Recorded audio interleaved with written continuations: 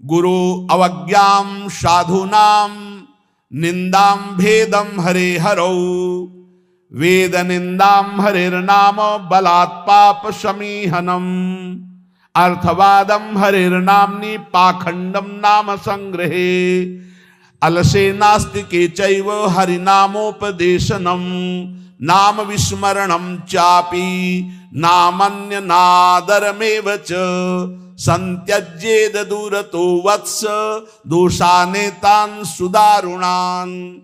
हे वत्स, इन 10 अपराधों से बच गए तो नाम तुम्हें भगवत प्राप्ति करा देगा। अगर ये 10 अपराध है तो ये दारुण अपराध नाम का प्रकाश नहीं होने देते। पहला, नामदाता गुरु का अपराध, उनकी अवज्ञा, उनका अनादर। गुरुर अवज्ञा पहला अपराध है। जो नामदाता गुरु की अवज्ञा करता है, चाहे जितना सर के बल खड़े होकर के साधन कर लो, वो मंत्र और नाम सिद्ध ही नहीं हो सकता, क्योंकि मंत्रदाता का अपराध करने वाले के हृदय में कहीं मंत्र प्रकाशित होता है।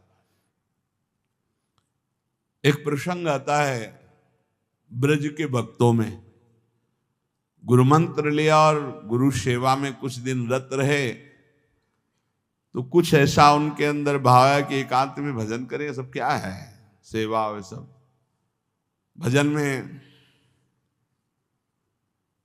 एक दिन उनके गुरुजी ने उनके पास सूचना भेजी कि आ जाओ, बहुत हो गया। सोचा, और गुरुजी कुछ दिन में पधार गए। सारा भजन साधन सब खत्म। अब उनके सारांश में बताया तो बहुत बड़ा उनका प्रसंग, बहुत व्याकुलता हुई उनकी। सब संतों से, बड़े बड़े संतों से पूछा, बिल्कुल ऐसी बहिर्मुखी स्थिति, कोई भजन नहीं, कोई। उनका गुरु अवज्ञा हो गई, गुरु अपराध हो। बोले अब कैसे, गुरु जी तो पधार गए। बोले बिना गुरु कृपा के अब कुछ नहीं होने वाला। आसन लगाओ गुरुदेव का, आवाहन करो, भूख प्यास सहते हुए खूब रो चिल्लाओ। जब गुरु जी इस पे प्रकट हो जाए आसन पर, वो संभाल ले तो संभाल ले, नहीं जीवन व्यर्थ चला गया। ऐसा कैसे हो सकता है कि मंत्रदाता का अपमान करके कोई मंत्र सिद्ध कर ले या संसार में चला जाके सुखी हो जाए? कभी नहीं। संसार में भी जाता है तो गुरुजनों की आज्ञा, गुरुजनों का आशीर्वाद। जब ब्याह होता है तो गुरुजनों का आशीर्वाद, आचार्य का आशीर्वाद, देवी देवताओं का पूजन बड़ा मंगलमय होता था। इसीलिए अब आज का जो जीवन गृहस्थी का बड़ा संकटपूर्ण जीवन है, क्योंकि ना तो आचार्यों का आशीर्वाद है, ना गुरुजनों की सलाह है, ना भगवत मनमानी आचरण व्यभिचार प्रवृत्तियां बढ़ रही हैं, तो कौन इन सब बातों को माने। नाम जापक के लिए सबसे पहला अपराध है गुरुर अवज्ञा, अपने मंत्रदाता गुरु की अवज्ञा कर देना, गुरु का अपमान कर देना। अरे कोई गुरु को ऐसे थप्पड़ थोड़ी मारता है, कोई गुरु को ऐसे थोड़ी। गुरु अवज्ञा का मतलब उनकी रुचि के प्रतिकूल चल देना, अपनी रुचि रखना। अच्छा, गुरु अनंत माताओं जैसा वात्सल्य रखते हैं, वो चुपचाप सहन करते हैं। उनका सहन करना तुम्हारे लिए बहुत हानिकारक है। वो सहन ना करें, कृपा करके हमें दंड दे दें, ये हमारे लिए मंगल विधान है। हमसे कोई गलती हो जाए तो गुरु सहन ना करें, श्री जी ऐसी कृपा करें कि हमको कटुवचन बोले, हमें दंड विधान कर दें, हमारे ऊपर शासन लागू कर दें, ये करुणा होगी। और अगर वो मौन रहकर चुपचाप सह रहे हैं तो हमारा सर्वनाश है। कि हम समझ रहे हैं हमारे गुरु जी प्रसन्न हैं और वो अंदर से वो जल रहे हैं इस बात से कि ये भगवत मार्ग के विमुख आचरण कर रहा है और मेरी बात नहीं मान रहा, अब मेरा अधिकार कैसे इस पर लागू हो सकता है, ये तो मान ही नहीं रहा। बस ये अवज्ञा होती सबसे। तेन वचन मानत गुरु द्रोही निस्दिन करत आपनो भायो। तो इत व्यवहार न उत्पर, तुम्हारा व्यवहार भी नहीं बच सकता और परमार्थ भी नहीं बन सकता। व्यवहार बच नहीं सकता और परमार्थ बन नहीं सकता। इत व्यवहार न उत परमार्थ, बीच ही बीच जन्म गमायो। दूसरा, साधु नाम निंदाम, किसी भी नाम जापक वैष्णव संत की कभी भी निंदा ना करे। ये नामापराध है। सबसे पहला है गुरुर अवज्ञा, दूसरा है साधु नाम निंदाम। और भेदम हरे हरो, भगवान शंकर और हरि में भेद न करे। वही हर है, वही हरि है, वो परस्पर एक लीला करते हुए विराजमान है। हरि और हर में कोई भेद नहीं, पक्का भेद नहीं। पहला गुरुरवज्ञा, दूसरा साधु नाम निंदाम, तीसरा भेदम हरे हरो, और चौथा है वेद निंदाम। वेद भगवान का वांग्मय स्वरूप है, किसी की रचना नहीं है। भगवान वेद व्यास जी ने वेद का विभाग किया है। वेद की रचना तो स्वयं वेद प्रकाशित हुए हैं, वेद की रचना किसी ने नहीं की, स्वयं वेद प्रकाशित अपौरुषेय हैं, ये किसी के द्वारा लिखे नहीं हुए। स्वयं जैसे भगवान प्रकट हुए ऐसे वेद भगवान प्रकट हुए हैं। वेद की निंदा करने का अधिकार किसी को नहीं है। हाँ, वेदातीत प्रेम स्थिति है जिसे वेद नेति नेति कह के प्रेमी जन उनका दुलार कर रहे हैं। इसलिए देवर्षि नारद जी स्वयं आज्ञा करते हैं, वेदान्नपि सन्नस्ति सा केवलम मौछिन्न अनुरागम लभते। जो वेदातीत स्थिति प्रेम को प्राप्त करना चाहते हैं, वेद का सम्यक रूप से पूर्णता पूर्वक त्याग करते, तिरस्कार पूर्वक नहीं। जैसे भगवान श्री कृष्णचंद्र जी स्वयं आज्ञा करते हैं, त्रिगुण्य विषया वेदा निस्त्रिगुण्य भवार्जुन। हे अर्जुन, जो विभाग विषय का तीनों गुणों के अंतर्गत वर्णन किया जाता है, उससे ऊपर उठो, त्रिगुणातीत अवस्था को, निस्त्रिगुण्य अवस्था को प्राप्त हो। वेद की निंदा करने का अधिकार किसी का नहीं। वेद अपौरुषेय भगवान का वांग्मय स्वरूप है। जो वेद की निंदा करते वो कभी भी नाम जापक, सफल नाम जापक नहीं हो सकते। हरे नाम बलात् पाप शमीहनम। जिन्होंने महिमा सुनी कि भगवान के नाम जप से पाप नष्ट हो जाता है, नाम संकीर्तनम यस्य सर्व पाप प्रणाशनम। अब वो बलपूर्वक उत्साह पूर्वक पाप करते हैं और सोचते हैं नाम कीर्तन कर लेंगे तो पाप नष्ट हो जाएंगे, उनको नरक मिलेगा क्योंकि नामापराध कर रहे हो। भगवान नाम के बल पर पाप करना, कि वो नाम कीर्तन कर लेंगे ना सब पाप नष्ट हो जाएंगे। फिर कह रहे अर्थवादम हरिर्नामनि, भगवान के नाम की महिमा को सुनकर के कि अरे ये तो सब फल स्तुति केवल वर्णन है, ऐसा नाम का फल नहीं है, ये नामापराध है। नाम के प्रति अर्थवाद की केवल फल स्तुति मात्र है, नाम की ऐसी महिमा नहीं है, ये नामापराध है। और पाखंडम नाम संग्रहे, नाम लेने में पाखंड फैलाना, नाम की आड़ में व्यभिचार करना, नाम की आड़ में रुपया कमाना, नाम की आड़ में मनमानी आचरण करना, ये पाखंड है। ये नाम में पाखंड फैलाना, ये सब पाखंड की अंतर्गत आता है। हम नाम कीर्तन कर रहे हैं, जिनका हमको उन पर विश्वास नहीं कि वो विश्वंभर है, वो अनंत ब्रह्मांडों का स्वामी मां लक्ष्मी पति है, हमको हाथ फैलाना पड़ेगा। तो हमको भरोसा क्या है अपने आराध्य देव पर? अरे जिसके एक निमिष मात्र से अनंत ब्रह्मांडों का सृजन हो जाता है, नाम बल से उसको अधीन कर लिया जाता है। सुमिर पवन सुत पावन नामो, अपने बस कर राखे रामो। डोनेशन चाहिए तो हरि से मांग डोनेशन। वो मां लक्ष्मी पति है, वो अनंत ब्रह्मांडों का स्वामी है। जिसको प्रेरित करेगा या वो स्वयं आके करेगा, और करे ना करे मंगबो भलो न बाप सो, जो प्रभु राखे टेक। ठीक, क्या मतलब रह गया? नाम जपने का मतलब क्या रह गया? अगर भिखमंगापन ना मिटा तो दूसरों से भगवान का दा। एक संत गंगा किनारे कहते थे, कहावे मुआर दासा करे नरन के आशा, तो कहो कहां रहा विश्वासा, कहां विश्वास हरि से रहा। तो नाम के बीच में ये पाखंड फैलाना, नाम का आश्रय लेकर के दुनिया का नाटक करना, ये नामापराध है। आगे अलसे नास्तिके चैव, नास्तिक पुरुष को उपदेश नहीं देना चाहिए नाम का। जो आलसी है, अब जैसे ऐसे भी आते, हमारा भजन में तो मन नहीं लगता है, हमसे ये तो सब होता नहीं है, भजन में मन नहीं लगेगा, भागवती कार्य तुमसे नहीं होंगे, भोगों में बढ़िया मन लग रहा है, प्रपंच करने में मन लग रहा है, तो फिर नरक में भी मन लगे या ना लगे वहां जाना पड़ेगा आपको, दंड तुम्हें भोगना पड़ेगा। भजन में मन नहीं लगता, घंटों प्रपंच और चतुरासी जी के पाठ करने में दम नहीं है, फिर पाठ कर। भजन करने में जबान दर्द करेगी, 2 घंटा प्रपंच बोलने में जबान दर्द नहीं करेगी। पता नहीं कौन सी ऐसा जादू माया ने कर दिया है कि लाख समझाओ समझ में नहीं आता। गुनगुनाना है तो प्रभु के गीत गुनगुनाओ, आपका जीवन पावन, आपसे जो मिल जाए उसका जीवन पावन। आपको नाम जप करो, खूब गृहस्थी के कार्य करो, कौन मना करता है। आलसी और नास्तिक को भगवान नाम उपदेश करना, और अलसे नास्तिके च हरि नामोपदेशनम, नाम विस्मरण। जब नाम की महिमा इतनी सुन ली, परम पूज्य श्री प्रथम गुरु नानक देव जी की कल वाणी में था कि जब तक जीऊं तब तक नाम, नाम छूटे तो मृत्यु। ये कल शाम के कई बार ये बात नानक साहब की, उसकी क्या बात, जब तक जीऊं तब तक नाम, नाम तब तक जीऊं, नाम छूटा मृत्यु।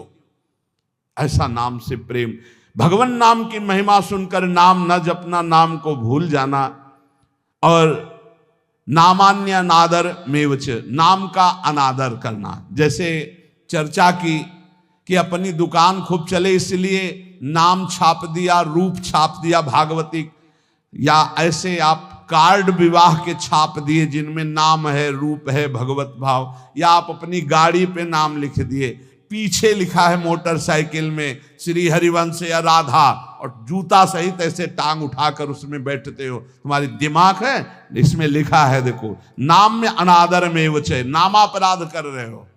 जो तुम्हारे हृदय में चलना चाहिए वो तुम्हारे वहां ऐसे पानी डाला तुम्हारे जूते में बह के आ रहा है। वही नाम का जब हम अभिषेक करते हैं तो चरणामृत लेते हैं। नाम का अनादर करना है नामापराध। इसलिए बहुत सा यहां लिखे राधा राधा, राधे राधे कपड़े में, उसी बाथरूम में जहां लघु शंका करते हो उसी राधा नाम का कपड़ा धो रहे हो।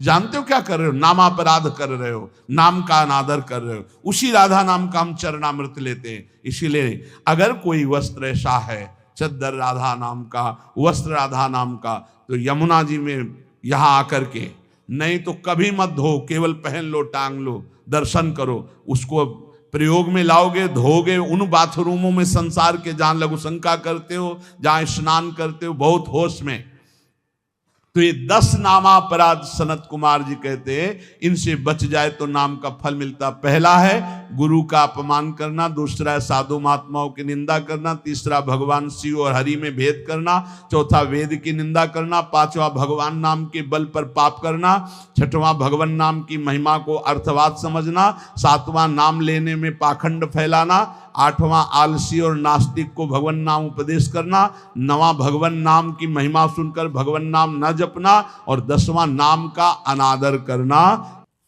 वह परमात्मा नीचे है, ऊपर है, वही पीछे है, वही आगे है, वही दाहिने, वही बाएं है, वही सर्वत्र है।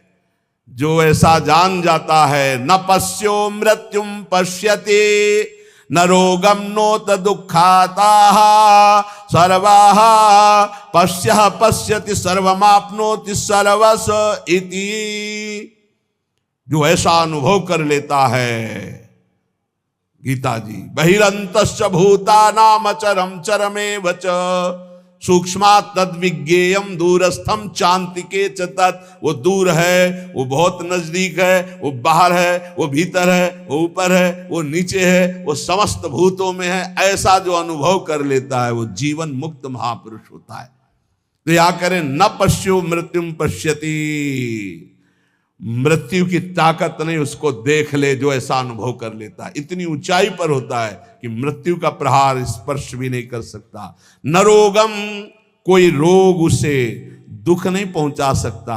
नोत दुखता, कोई भी भयानक विपत्ति दुख इसका स्पर्श नहीं कर सकती। समझो इस बात को। यदि भगवत प्राप्ति हो गई तो कोई भी दुख, कोई भी रोग, कोई भी शोक, कोई भी भयानक विपत्ति। सुना महामहिम पूज्य श्री अर्जुन देव जी का पावन बलिदान अपने धर्म के प्रति। कहा, तेरा किया मीठा लागे। 5 दिन की जो यातना सुनी, थर्रा गया हृदय केवल सुन करके। और वो महापुरुष की मुस्कुराहट में कोई अंतर नहीं। न पश्यो मृत्युम पश्यति न रोगम नोत दुःखताः सर्वाः पश्यः पश्यति सर्वमाप्नोति सर्वस्व इति वेद कहता है। मृत्यु भी उसे देख नहीं सकती। कोई रोग, कोई शोक, कोई विपत्ति, कोई संकट, कितनी बड़ी बात है। तेरा किया मीठा लगे, हरिनाम पदारथ नानक मांगे। विकल हो जाता है हृदय से। महापुरुषों का कितना बड़ा भयानक पीड़ा का समय और उनको कोई कष्ट का आभास। ये देखो वेद कहता है न पश्यो मृत्युम पश्यति। मृत्यु की ताकत नहीं कि उसको दुख दे दे, रोग की ताकत नहीं, भारी विपत्ति दुख की ताकत नहीं। जो देखता है क्या, आगे पीछे ऊपर नीचे सर्वत्र मेरा भगवान। वो क्या कह रहे, आप में इतनी सामर्थ्य कि आप पूरे तख्त को भस्म कर सकते, मुझे आदेश करो। वो पीर मियां मैं भस्म कर देता हूं। तो उनका नहीं, वाहेगुरु का किया सब मीठा लगे। वाहेगुरु परमात्मा परमेश्वर उनका किया सब मीठा लगे। वाहेगुरु का विधान बड़ा मधुर है। वो कह रहे थे बड़ा। सोचो ये बौद्धिक स्तर कैसे समझ पाएगा उन महापुरुषों की स्थिति को। ये वेद बता रहा है न पश्यो मृत्युम पश्यति नरोगम नोत दुःखताः सर्वाः पश्यः पश्यति सर्वमाप्नोति सर्वस्य इति। बोले स्थिति कैसे प्राप्त होती। ये सनत कुमार जी के वचन है। बोले आहार शुद्धौ सत्व शुद्धे सत्व शुद्धौ ध्रुवा स्मृति स्मृति लंभे सर्वग्रंथि नाम विप्रमोक्षः। जिसका आहार शुद्ध है, चरित्र शुद्ध है, आचरण शुद्ध है, वही महापुरुष स्मृति को प्राप्त होता है। सत्व शुद्धि। आहार शुद्ध होने पर ही अंतःकरण शुद्ध होता, अंतःकरण शुद्ध होने पर आचरण पवित्र होते हैं। चरित्रवान जो पवित्र चरित्र वाला वही भगवती स्मृति को जागृत करता है। ये देवी शक्ति है स्मृति, अखंड स्मृति। जिस समय अखंड स्मृति जागृत होती है तो कह रहे स्मृति लंबे सर्व ग्रंथि नाम विप्रमोक्षः। समस्त ग्रंथियां छिन्न भिन्न हो जाती हैं और वो जीवन मुक्त महापुरुष हो जाता है। इसलिए इन कामों से दूर रहो। निवृत्ति ही श्री सनत कुमार जी का उपदेश। निवृत्ति कर्मणः पापात् सततम पुण्यशीलता सदवृत्ति समुदाचारः श्रेय एतदनुत्तमं मानुष्यम सुखम प्राप्य यह सज्जाति समुह्यति नालम स दुःख मोक्षाय संगो वै दुःख लक्षणाः। भूल कर भी कोई पाप कर्म मत करना, नहीं तो ये नष्ट कर देगा। कोई और नहीं, तुम्हारा पाप कर्म ही तुम्हारी बुद्धि में बैठकर या अन्य की बुद्धि में बैठकर तुम्हें दंड दे देगा। सदा सत्कर्म करो, सदाचरण करो, पाप कर्म से डरो। सनत कुमार जी कह रहे साधु पुरुष जिसे आदेश करते हैं कि ये करना चाहिए, वही बर्ताव पुण्य कहलाता है, और जिसे कहा जाता है ये नहीं करना चाहिए, वही पाप कहलाता है। उत्तम आचरण करने वाले बनो, सदाचार पालन करो। जहां सुख का नाम नहीं है, ऐसे मानव शरीर को पाकर विषय भोगों में रत जो होता है वो अज्ञान में डूब जाता है। विषयों का संयोगी सीधे नरक गमन। त्रिविधम नरकस्येदं द्वारम नाशन्मात्मनः कामः क्रोधः तथा लोभः तस्मादेत्रयम् त्यजेत्। काम क्रोध लोभ मद ये सीधे नरक पहुंचाते हैं। सीधे कामः क्रोधः तथा लोभः। और गोस्वामी जी कह रहे काम क्रोध मद लोभ सब ये नाथ नरक के पंथ। यही रास्ते हैं, ये नरक पहुंचा देंगे। इसलिए इस मानव शरीर को पाकर विषय भोगों में जो आसक्त होकर अज्ञान मोह में डूब करके अपना समय नष्ट कर देता है, वो कभी दुख से छुटकारा नहीं पाता है। इसलिए नित्यम क्रोध तपो रक्षेत श्रियम रक्षेत च मत्सरात् विद्यां मानवा मानाभ्यामात्मानं तु प्रमादतः। मनुष्य को चाहिए, साधक को चाहिए कि जब उसका भजन बढ़ता है तो उसके भजन को नष्ट करने के लिए, तप को नष्ट करने के लिए क्रोध बहुत बढ़ जाता है। इसलिए क्रोध के द्वारा अपने भजन और तप की रक्षा करे, क्षमा के द्वारा। जहां क्रोध हो तो समझ लो भजन तुम्हारे नष्ट करने के लिए ये लीला की गई है माया के द्वारा। क्षमा कर दो, चुप हो जाओ, शांत हो जाओ। कल एक उपासक बहुत अच्छे सुलझे हुए, तो उनका जब कोई हमें ज्यादा सताता है तो हम ये कह देते हैं, देख लेना श्री जी तुम्हें देख लेंगी। और फिर बोले जो उसकी दुर्दशा होती तो थोड़ा अच्छा लगता है कि हाँ भगवान हमारी सुनते हैं। हमका गलत भैया गलत, सब मिटिया मेट हो रहा है। ये जो साधन भजन करो सबका प्रयोग हो रहा है, तुम्हें आनंदित नहीं होना, तुम्हें रोना है कि ऐसा क्यों हो रहा है। तुम्हें प्रार्थना करनी कि हे प्रिया जो यदि मेरे मन में भी आ जाए तो इसको दंड मत देना, तब तुम्हारा भजन बचेगा। अगर ऐसे आनंदित होने लगे ना तो भजन भी नहीं होगा, आगे उल्टा आप पे आना शुरू हो जाएगा। तब सोचोगे कि भगवान तुम्हारी सुनते नहीं। नित्यम क्रोध तपो रक्षेत, अपनी रक्षा तपस्या और भजन की क्रोध से कर लो, नहीं ये नष्ट कर देगा क्रोध। ऐसा होता है जब गुस्सा आती तो बाहरी गुस्सा हम अगर रोक लेते हैं तो अंदर से चलने लगता है कि ठीक है हम तो कुछ नहीं बोल रहे, पर हम जिनकी आराधना कर रहे हो तुम्हारे देख लेना पक्का हो जाएगी, पर तुम्हारा भजन चला जाएगा, ये बात पक्की। तो यहां कह रहे कि नित्यम क्रोध तपो रक्षित संयम। जहां कहीं भी साप दिया है किसी ऋषि ने तो उसी समय वहां लिखा मिलेगा कि वो तप के लिए, जैसे देवर्षि नारद जी ने जेवी नलकूबर मणिग्रह को श्राप दिया कि तुम वृक्ष योनि को, उसी समय फिर वो बद्रिकाश्रम के लिए लिखा कि तप के लिए चले गए, क्योंकि तप उधर लगा तो पूरा करो चल के उसे।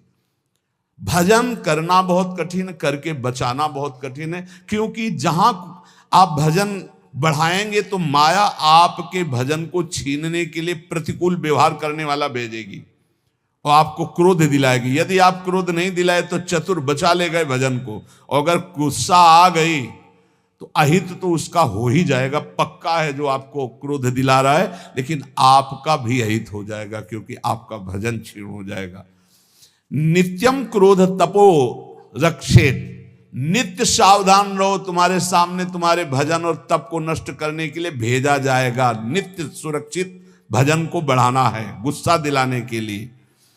रक्षित श्रियम रक्षेत च मत्सरात, जो भागवतिक ऐश्वर्य प्रकट होता है उसका नाश हो जाता है दूसरों पर ईर्ष्या करने से। ध्यान रखना है। सनत कुमार जी बोल रहे, तुम्हारा भजन क्यों नहीं प्रभाव दिखाई दे रहा, तुम्हारा तप क्यों नहीं आगे बढ़ रहा? बोले गुस्सा करते हो इसलिए तुम्हारा भजन क्षीण हो जाता है। बोले तुम्हारी भागवतिक संपत्ति वैभव क्यों नहीं बढ़ रहा, आध्यात्मिक? बोले तुम किसी से डाह करते हो, ईर्ष्या करते हो, मत्सरता करते हो। तो रक्षेत च मत्सरात रक्षेत श्रियम, अपने भागवतिक ऐश्वर्य की सुरक्षा के लिए किसी से ईर्ष्या मत करो, किसी से डाह मत करो। विद्यां मानावमानाभ्यामात्मानं तु प्रमादतः, तुम्हें जो ज्ञान प्राप्त हुआ है वो नष्ट हो जाएगा यदि मान सम्मान में लग गए या अपमान में बुरा मानने लगे। मान सम्मान को अच्छा मानने लगे और अपमान को बुरा मानने लगे, जो संसारियों को लगता है। अगर तुम ऐसा माने तो तुम्हारी विद्या नष्ट हो जाएगी, जो तुम्हें भागवतिक ज्ञान प्राप्त हुआ है। इसीलिए श्रीपाद प्रबोधानंद जी ने वृंदावन महिमामृत में कहा, सम्मानम कलयाति घोर गरलम नीचापमानम सुधाः। सम्मान को घोर विष के समान समझो, नीच पुरुषों द्वारा किए हुए अपमान को अमृत के समान समझो। नीच पुरुषों के द्वारा, जिसे तुम अपने शासन में ले सकते हो, तप के द्वारा नष्ट कर सकते हो या व्यवहार बल के द्वारा नष्ट कर, सब कुछ है, लेकिन आप सह गए, कुछ नहीं बोले। नीचापमानम सुधा, अमृत की तरह पी गए अपमान को, तो आप अपने भजन को बचा ले गए, अपने ज्ञान को बचा ले गए, अपनी विद्या को बचा ले गए। और यदि कोई सम्मान कर रहा है, आप हर्षित हो रहे, आनंदित हो रहे, मेरा सम्मान हो रहा है, तो आपका सद्ज्ञान नष्ट हो जाएगा। बोल रहे श्री सनत कुमार जी, विद्या मानावमानाभ्याम आत्मानं तु प्रमादतः। जो विद्या है, जो ज्ञान है आपका, वो इसीलिए प्रवीण नहीं हो पा रहा क्योंकि मान अपमान में आप उसको खो देते हैं। मान अपमान विद्या को नष्ट कर देता है, ईर्ष्या भागवतिक ईश्वर को नष्ट कर देती है, क्रोध भागवतिक भजन और तप को छीन कर देता है। अब अपनी आत्मा के बंधन को बचाइए प्रमाद से। कह रहे मात्मानम तु प्रमादतः, प्रमाद जो आपकी दिनचर्या है, जो आपका भागवतिक नियम है, जो भजन नियम है, इनमें प्रमाद बहुत बड़ा विघ्न पैदा। अरे कर लेंगे ना, 11 माला ही तो बोला है, 2-3 दिन अगर नहीं करेंगे तो आगे चलकर जोड़ के कर लेंगे। नहीं नहीं नहीं, नियम नियम होता है। अगर नियमावली का प्रमाद के द्वारा तिरस्कार करोगे तो आप अपने आत्मा को इस संसार बंधन से मुक्त नहीं कर पाओगे। इसलिए कह रहे हैं मात्मानम तु प्रमादतः, प्रमाद से अपने आप की रक्षा कर लो। ये प्रमाद ना करने योग्य कार्य को करना और करने योग्य कार्य को टाल देना, ये प्रमाद कहलाता। अप्रमादी भगवत प्राप्ति करने की योग्यता रखता है। क्या? ना करने योग्य कार्य को टाल देता है और करने योग्य कार्य को जो काल करे सो आज कर, जो आज करे सो अब, और जो बुरा कार्य का संयोग बनता है उसे कल के लिए टाल देता है, कल से परसों के लिए टाल देता है। वो उसको टालता रहता है बुरे भाव को, और अच्छे भाव को तत्काल करता है, उसे अप्रमादी कहते हैं। जो प्रमादी होता है वो अच्छे भाव को कल के लिए टाल देता है, बुरे भाव को तत्काल कर लेता है। तो इससे आत्मबंधन उसका दृढ़ हो जाता है। आनशंस्यम परो धर्मः क्षमा च परमं बलम, आत्मज्ञानम परम ज्ञानम सत्यम ही परमं हितम। सबसे बड़ा विश्व में बलशाली कौन है? जो क्षमावान है। जो आपके प्रति अपराध करे आप क्षमा कर दो तो आप बहुत बलशाली हो, आपके ऊपर भगवान की विशेष कृपा होगी। और ज्ञान कौन श्रेष्ठ है? जो आत्मज्ञान, सर्वत्र मेरे प्रभु विराजमान है, ये भक्त का ज्ञान होता है। सर्वान वस्तुतया निरीक्ष, और ज्ञानी आत्मस्वरूप अपने में सबको देखता है। और सबसे बड़ा मित्र कौन है? सत्य।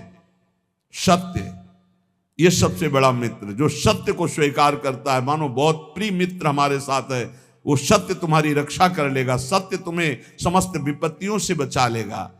संचिन्वन्ने कमे वैनम कामानाम वितृप्तकम व्याघ्या पशुमिवासाद्य मृत्युरादाय गच्छति तथापि उपायं संपश्येत् दुःखास्यास्य विमोक्षणे। अय उपासक तू ऐसा समझ, सनत कुमार जी कह रहे हैं, जैसे नवीन नवीन घास को देख करके हिरन और हिरनी खूब चरते हैं और विलासिता में मगन हैं, उनको पता नहीं कि व्याघ्र उन पर निशाना लगा चुका है, सिंह उन पर दृष्टि रखे है और अचानक आकर उनको दबोच लेता है।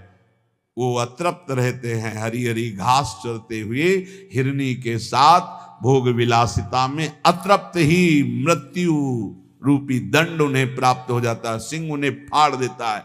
ऐसे ही तू जो भोग विलासिता में नए नए भोगों की चाट में मगन है, काल रूपी सिंह तेरे पर निशाना लगाए और तुझ अतृप्त को मृत्यु दंड देकर हटा देगा, इन सब से हटा देगा।